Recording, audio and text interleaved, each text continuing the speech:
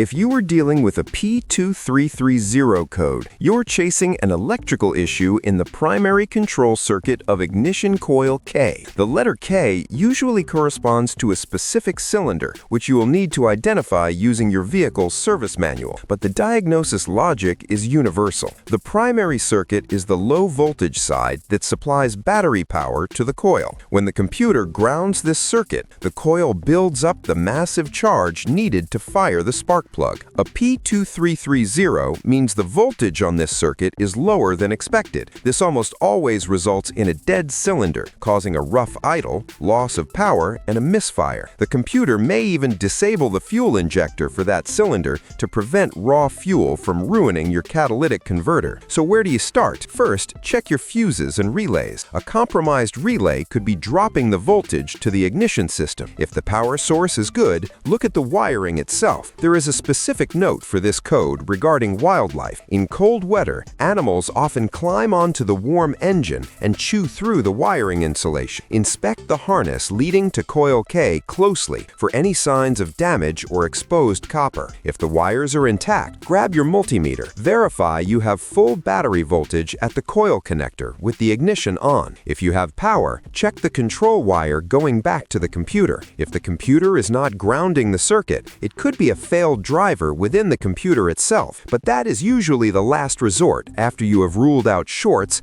opens, and corrosion in the connectors.